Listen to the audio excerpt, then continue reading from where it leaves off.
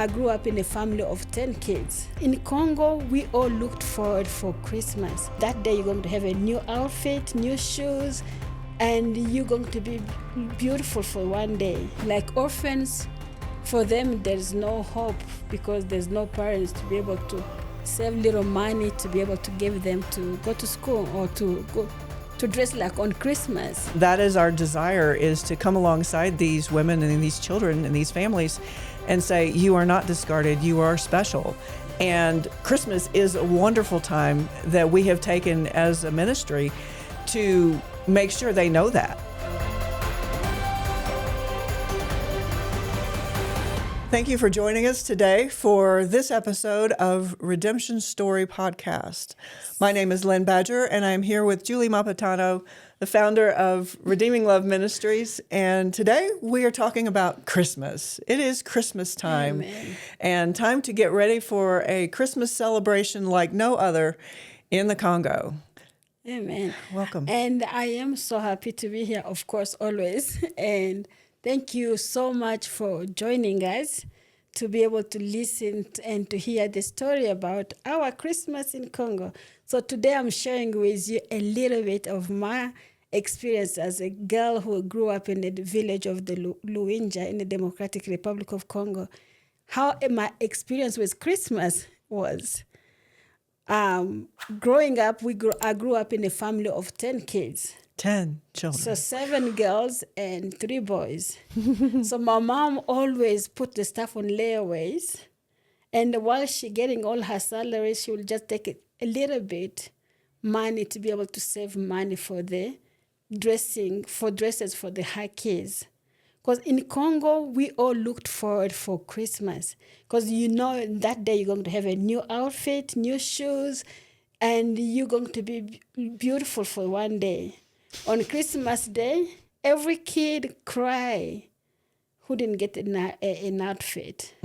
So little dresses and little socks, and you're just leaping and going to church, and you feel like you are the best kid. You are dressed nicely, the best kid in the whole neighborhood.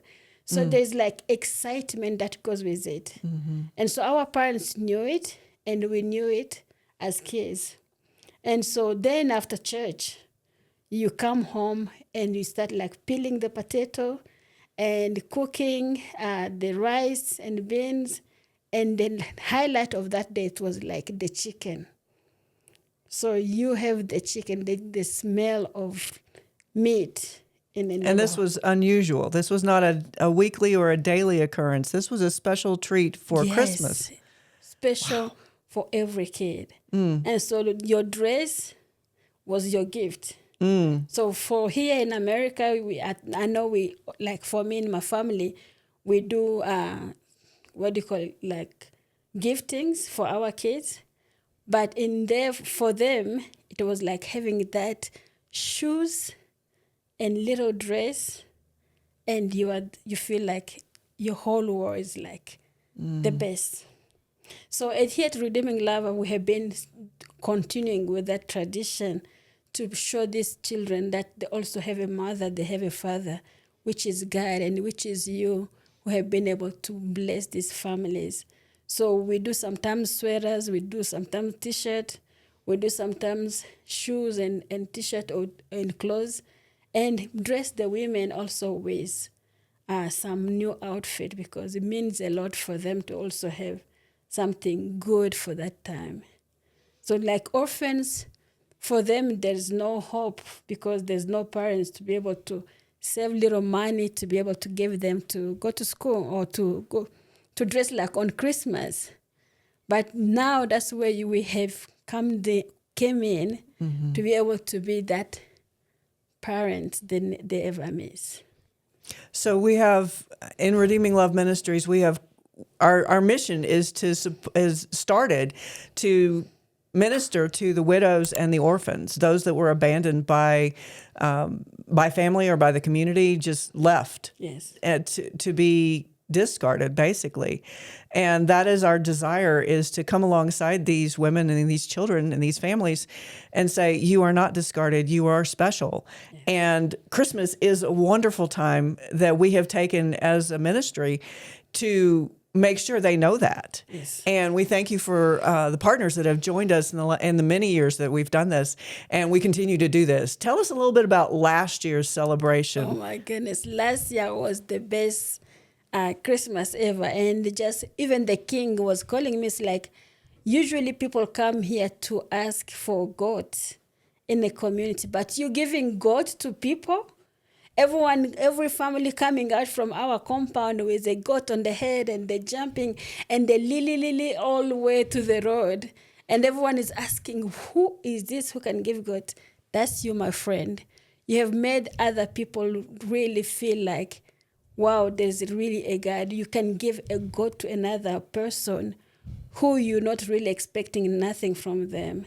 A goat, chicken, and food to go and eat at home. It was amazing. So we gave them rice and beans and some meat because we have the pigs. So we slaughtered some pigs and give some taste of food at our compound. And then on top of that, we gave them food to take home. So you had a party. We had a huge at party. the Redeeming Love Ministries compound, or the facility there, with whoever was invited, the women and the children that we've ministered to and partnered with and supported for the last year or more. And you said a king. There's a village king. So the political system, the geopolitical is completely different. So it's completely strange to us. But there is a village king or a community king. So it's not just regional. It's not like just a chief, but in that community we have Luinja itself. In my village we have over 20,000. The population is 20,000. Wow, that's a lot. But because it's mountainy, like people like live in very remote area, so they have kings. In they those have areas. a king in that community, and then they have chiefs in different rural area. And so the king is like the overall, the one who is like over the whole village. So coming from Bukavu to my village, we go through 5 kingdoms. Oh, wow. Yes. That's a story for a different time. But the king of this area of Luinja was surprised because usually people would come and ask for a goat from him. Yes. And that's what he was used to. And yet here we are as Redeeming Love Ministries coming in and giving goats to widows and to orphans and to families in abundance. And the extravagance of thank you donors. I mean, it's because of you that thank you partners that have come alongside and made this possible. We are showing extravagant love and by extravagant giving, and showing that there is an extravagant God that we serve that loves us to that point. And a party like they were not used to. So we are called Redeeming Love Ministries. So we are redeeming whatever the enemy have stolen, because Amen. So many times we only give because I want something from you. But not my partners. They have been able to give, not even knowing if they will ever meet this person. They will never even meet this person face to face. But yet you give, yet you bless, and those kids are growing knowing that there's really a God who is not really trying to get something from them, but who's trying to give them something. And that's the love testimony. you have been able to give. Amen. That is an amazing testimony. Have you been inspired by the stories told here on Redemption Story? The Lord is doing an amazing work in the Democratic Republic of Congo, and it's all due to our amazing partners of Redeeming Love Ministries. If you've never partnered before, it's not too late to be a part of helping these women and children in need. We invite you today to be a part of these redemption stories by helping with feeding shelters, microfinancing, agricultural packages, and so much more. Go to rlmcongo.org today to find out more about becoming a part of this amazing harvest of hope to the women and children of the DRC. Tell us about the women that we don't give them clothing, we give them fabric. Yes.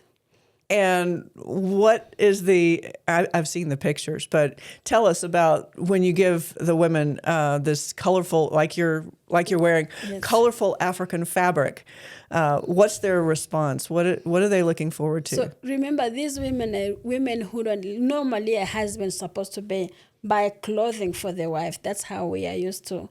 But now, because they don't have a husband, they usually only get maybe one outfit from us once a year. Oh, my. And when they get this fabric, so they sew it, because now we have a place where we can sew our clothes. They will come to our center and get the clothes sewn, and that's an outfit for the whole year. Wow. And the expression is like, li, li, li, li, li. I'm not going to break your ears, but it's like the joy they express is amazing, because how can we get an outfit? You're giving us food. You're giving us opportunity to raise our kids we couldn't even care for. And yet you're giving us clothes to wear. The joy they express is amazing, because it's really unheard of. So thank you so much for bringing hope to many women. And these women, they're no longer the same. They have been changed because they know there's really a God who loves them. And we are grateful for that.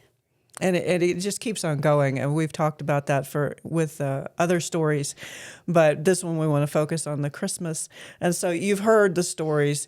And honestly, actually, if you have any questions, or if you have any comments, or you'd like us to share in a future podcast, anything, please put it in the comments below. We'd love to hear from you. We'd love to know what we talk about makes a difference to you, or what we're not talking about that you'd like to know more about, because that's why we're here and we're in this together. And so if you want to be a partner, check the link below, go to our website, rlmcongo.org, and there are plenty of opportunities, and we're involved in so much, but the lives are being changed. And right now, this is Christmas, and we want to make it even better than last year.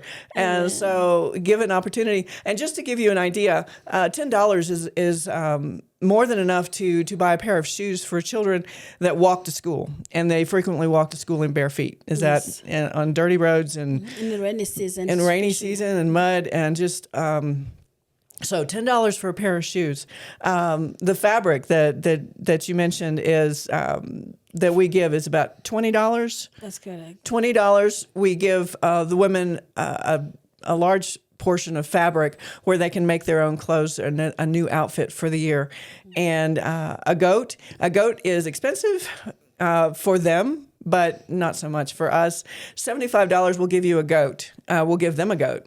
And that goat keeps on giving. I think you mentioned that, or you were telling me earlier, that last year we gave goats, and those goats have birthed new goats. And so it's a gift that keeps on giving. So and then you found like that new goat is growing, and then you can, literally they can sell that goat and have a different like chicken, or have something extra that they really desire to do for the family. So it's like not just the raising the goat, but that goat going to get another goat that can be able to help them. Some even have a goat that help them to do their own roofing, because it was raining on the head.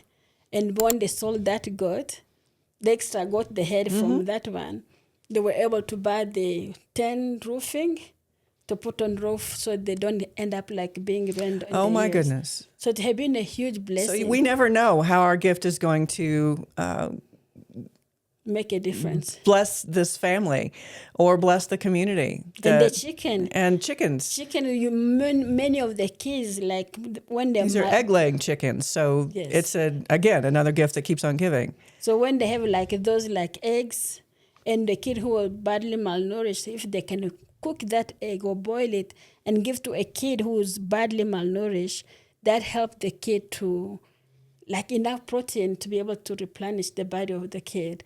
If he have it for a week or two, the body changes. Wow. So we're not just giving to finish it for one day, but we're giving to so they can be able to eat and have some energy in the body. So it has been huge blessing for the community.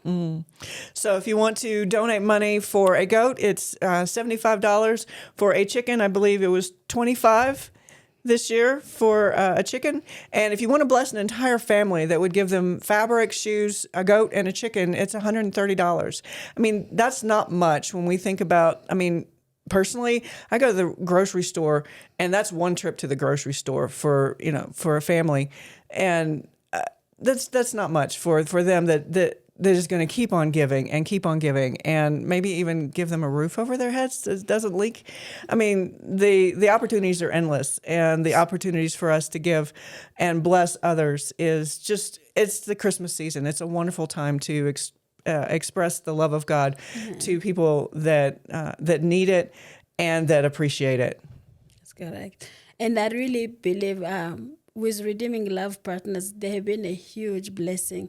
If we can even think about having a goat for a family, having a chicken for the family, having an outfit for family, I seen you how much you have been a blessing. And if we are able to do what we are doing today, is because you have done this. And the kids have expectation and excitement that Christmas is coming because you have spoiled them for a long time. So thank you so much, partners. So we have set the standard, and now's the opportunity we have been given to even exceed the standard. Yes. And again, the extravagant love of our Father and our partners, we have the opportunity to express that extravagant love to women and children that really need it. I mean, this is their one time. And then I want to remind us all that this country and this region actually has been through war. Things that we don't even want to think about or talk about that are so foreign to us as Americans. But they've been through a lot this year. And we want them to experience a celebration, a Christmas, to bring this year to a close and to show them that the love of God is real and that they haven't been forgotten. So again, if you'd like to donate, go to rlmcongo.org/donate. The link is below. It's an opportunity to give. It's an opportunity to be a blessing to those that are just in need, but thanks to you, not in desperate need, but it's an opportunity to give. So we thank you for being our partners and coming alongside us, and we look forward to what next year will bring as well. Amen. And I also want to say a little bit about what those animal does for the community. Is not only that we are using them for producing, but also from the maneuver things is helping the garden to shine. Those kids are like the growing vegetable that are luscious, beautiful vegetable from the what do you call it, dung? Or the things Yes. from the trash from those animals is also producing good vegetable in the garden. So a whole year round, you're giving hope. And from us teaching how this vegetable can be helpful for the family. We raise guinea pigs, we raise a rabbit, and all those stuff goes to the garden, and then we feed the chicken, the rabbit, and then the rabbit produce meat for the family. So we're not just having like one way. We have meat for the family, we have eggs for the family, and it's producing more wealth for the family to come out from the poverty they used to live in to a different standard of life. So we are grateful for what you have been able to build for the community of Congo. And I know we're changing one region at a time. And before you know it, I know we're going to go to the whole Congo. So thank you, friends, for working with me. Thank you so much for joining us today for today's episode on our podcast. And we hope you join us for the next one. Again, if you have any ideas or questions that you'd like us to answer, please leave a comment below. And Merry Christmas. Happy New Year. And thank you for working with me the whole year, because I think it had been not easy, especially I was like wondering how am I going to be able to continue with the war in Congo. But friends, you have been there with me and you have been a blessing. And I know you're not leaving me halfway. You're going to continue and be a blessing to the community. Love you and Merry Christmas.